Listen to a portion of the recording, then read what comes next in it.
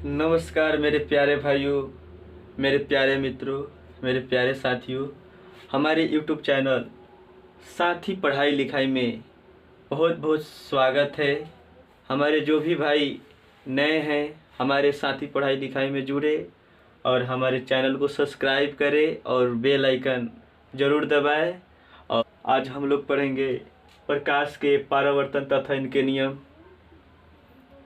इससे पढ़ने से पहले इसके पिछले वाले वीडियो में हम पढ़ाए हैं प्रकाश क्या है, किरण क्या है, किरण पुंज किसे कहते हैं, किरण पुंज को कितने भागों में बांटा गया है, इस सभी का परिभाषा लिखाया गया है। प्रदीप्त वस्तुएं, अप्रदीप्त वस्तुएं, पारदर्शी क्या है, अपारदर्शी क्या है, परिभाषी क्या है इत्यादि के बारे में बताया गया है पिछले वाले वीडियो में। इसका लिंक इस वीडियो के डिस्क्रिप्शन में है, आप लोग ज़रूर देखिएगा। चलिए चलते हैं विषय की ओर।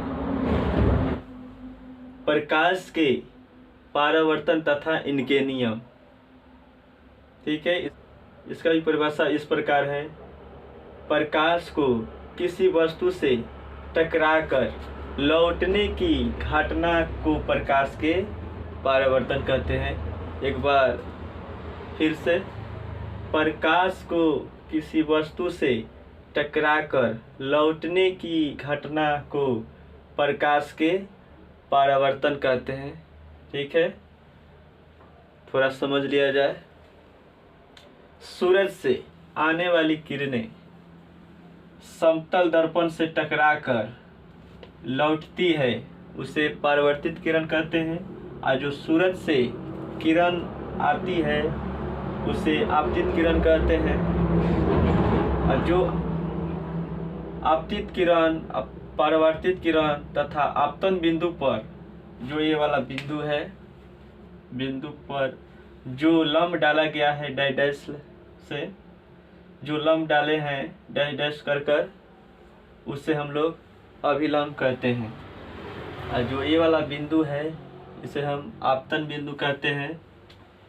और आपतित किरण और अभिलंब के बीच जो कोण बना है उसे हम लोग आपतन कोण कहते हैं। इसे I से सूचित किया जाता है। अभिलंब तथा परावर्तित किरण के बीच जो कोण बनता है उसे परावर्तन कोण कहते हैं। इसे R से सूचित किया जाता है। अब हम लोग चलते हैं प्रकाश के नियमों के बारे में। तो प्रकाश के परावर्तन के दो नियम हैं। एक में आपतित किरण, परावर्तित किरण तथा आपतन बिंदु पर डाला गया अभिलंब, तीनों एक ही समतल में होता है। फिर एक बार समझ लिया जाए। आपतित किरण, परावर्तित किरण तथा आपतन बिंदु पर डाला गया अभिलंब तीनों एक ही समतल में होता है। इसका दूसरा नियम इस प्रकार है। आपतन कोण परावर्तन कोण के बराबर होता है।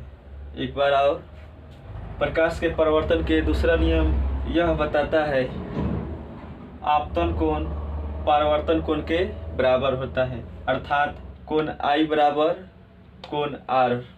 ठीक है, अब हम लोग आगे बढ़ते हैं। जो ये चित्र दिखाई दे रहा है इसे हम समझाने के लिए बनाए हैं।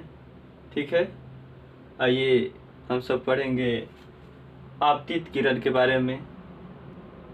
सवाल में पूछता है आपतित किरण किसे कहते हैं, पढ़ेंगे आपतित किरण के बारे में। तो किसी सतह पर पड़ने वाली किरण को आपतित किरण कहते हैं। ये जो सतह है, इसी सतह पर पड़ने वाले किरण को हम लोग क्या कहते हैं, आपतित किरण कहते हैं। परावर्तित किरण, किसी सतह से टकराकर लौटने वाली किरण को परावर्तित किरण कहते हैं। फिर एक बार और, परावर्तित किरण किसी सतह से टकराकर लौटने वाली किरण को परावर्तित किरण कहते हैं। देखिए यहाँ पर है आपतित किरण, इस दर्पण से जो टकराकर, ठीक है, लौटने वाली किरण जो है, जो लौटता है, उसी को हम लोग क्या कहते हैं? परावर्तित किरण कहते हैं। अब पढ़ेंगे हम लोग अभिलंब के बारे में। इसका भी परिभाषा इस प्रकार है, आपतन बिंदु पर डाला गया लंब को अभिलंब कहते हैं। जो ये बिंदु है आपतन बिंदु है, इसी आपतन बिंदु पर जो लंब डाला गया है इसी को अभिलंब कहते हैं, ठीक है। और हम सब पढ़ेंगे आपतन बिंदु के बारे में। जिस बिंदु पर आपतित किरण, अभिलंब तथा परावर्तित किरण एकत्रित होती है उसे आपतन बिंदु कहते हैं। देखिए जिस बिंदु पर आपतित किरण, यहाँ पे है आपतित किरण, अभिलंब तथा परावर्तित किरण, यहाँ पे है परावर्तित किरण, ठीक है, एकत्रित माने इकट्ठा होता है, उसे आपतन बिंदु कहते हैं, ठीक है। अब आगे बढ़ेंगे परावर्तन कोण, ठीक है। तो परावर्तन कोण यहाँ पे है, परावर्तन कोण ये वाला है। परावर्तित किरण तथा अभिलंब के बीच बने कोण को परावर्तन कोण कहते हैं। परावर्तित किरण और अभिलंब के बीच बने कोण को परावर्तन कोण कहते हैं, ठीक है। अब पढ़ेंगे प्रतिबिंब के बारे में। किसी बिंदु स्रोत से आती हुई प्रकाश की किरण दर्पण से परावर्तन के बाद जिस बिंदु पर मिलती है या मिलती हुई मालूम पड़ती है उससे बिंदु स्रोत का प्रतिबिंब कहते हैं, ठीक है। फिर से एक बार प्रतिबिंब के बारे में। किसी बिंदु स्रोत से आती हुई प्रकाश की किरण दर्पण से परावर्तन के बाद जिस बिंदु पर मिलती है या मिलती हुई मालूम पड़ती है उससे बिंदु स्रोत का प्रतिबिंब कहते हैं, ठीक है। अब आगे बढ़ेंगे हम सब। हम लोग प्रतिबिंब के बारे में पढ़ ही लिए हैं। अब हम लोग पढ़ेंगे प्रतिबिंब के प्रकार के बारे में। स्टार देकर लिख दिए हैं। प्रतिबिंब दो प्रकार के होते हैं, एक में वास्तविक प्रतिबिंब, दो में अवास्तविक या काल्पनिक या आभासी प्रतिबिंब। एक नंबर हम लोग पढ़ेंगे वास्तविक प्रतिबिंब के बारे में। चलिए शुरू करते हैं। किसी बिंदु स्रोत से आती हुई प्रकाश की किरण दर्पण से परावर्तन के बाद जिस बिंदु पर मिलती है उसे वास्तविक प्रतिबिंब कहते हैं। किसी बिंदु स्रोत से आती हुई प्रकाश की किरण दर्पण से परावर्तन के बाद जिस बिंदु पर मिलती है उसे वास्तविक प्रतिबिंब कहते हैं। दूसर का पढ़ेंगे हम लोग अवास्तविक या काल्पनिक या आभासी प्रतिबिंब के बारे में।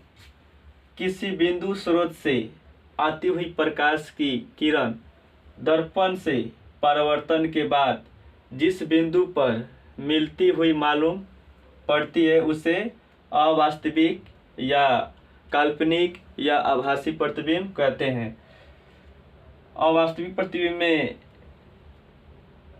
यह होता है कि यहाँ पर परावर्तन के बाद जिस बिंदु पर क्या होता है, यहाँ मिलती हुई मालूम पड़ती है और यहाँ मिलती है। वास्तव में ये क्या होता है, मिलती है या मिलती हुई मालूम पड़ता है। इसका परिभाषा भी पढ़ लिए। इसका जो दो प्रकार होता है, प्रतिबिंब का जो दो प्रकार होता है वो भी हम लोग पढ़ लिए। अब हम लोग पढ़ेंगे वास्तविक प्रतिबिंब और अवास्तविक प्रतिबिंब या काल्पनिक प्रतिबिंब में अंतर, ठीक है। नेक्स्ट वीडियो में हम लोग पढ़ेंगे। अगर मेरा वीडियो अच्छा लगे तो please like comment share subscribe करें, वीडियो अपने दोस्तों में शेयर करें। जय हिंद मेरे भाइयों, मेरे साथियों।